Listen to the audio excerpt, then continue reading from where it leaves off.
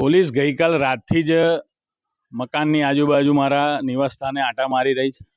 મારો પુત્ર જોબ પર ગયો તો એની પાછળ ગઈ અને એને પણ પૂછપરછ કરવામાં આવી.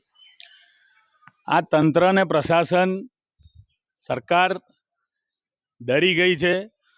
હરણી લેક ઝોનના જે જગ્યાએ આજે રોડ શો થવા જઈ રહ્યો છે, તો હું એટલું જ કહીશ કે વડોદરા ભાજપના કોઈ મરદ નેતામાં તાકાત હોય તો મારા 12 માસૂમ બાળકોને 2 શિક્ષિકાઓને શ્રદ્ધાંજલિ અર્પવા માટે વડાપ્રધાનને ત્યાં લઈ જાય અને બતાવે કે અમે આ ભ્રષ્ટાચાર કર્યો છે સાહેબ, અને એનો ભોગ આ 12 માસૂમ બાળકો અને 2 શિક્ષિકાઓ બની ગયા છે.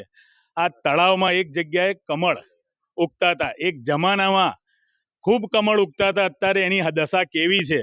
ભલે અત્યારે તમારા કમળ બધે ઉગતા હોય, પણ હરણી લેક ઝોનમાં એક કમળ નથી ઉગ્યું. એ બતાવે છે આવનાર દિવસમાં ફરીથી તમને એક દિવસ આ જ લેક ઝોન જેવી દશા તમારી ન થાય. એટલે કહું છું કે વડાપ્રધાનને ત્યાં શ્રદ્ધાંજલિ અપાવે. મહિલા અને બાળ વિકાસ મંત્રીનો મત વિસ્તાર છે અને મહિલાઓને અન્યાય થયો છે. ગઈકાલે જ માતૃ દિવસ ગયો છે, તો સાચી શ્રદ્ધાંજલિ જો માતૃ દિવસની આપવી હોય તો મહિલા અને બાળ વિકાસ મંત્રીને કહીશ કે વડાપ્રધાનને ત્યાં લઈ જાય અને ત્યાં 12 માસૂમ બાળકોના જે અમે ફોટા મૂક્યા છે ત્યાં શ્રદ્ધાંજલિ આપે. આવા જ વધુ સમાચારો જોવા માટે સબસ્ક્રાઇબ કરો અમારી યુટ્યુબ ચેનલને અને જોડાયેલા રહો ફેસબુક, ઇન્સ્ટાગ્રામ અને ટ્વિટર પર.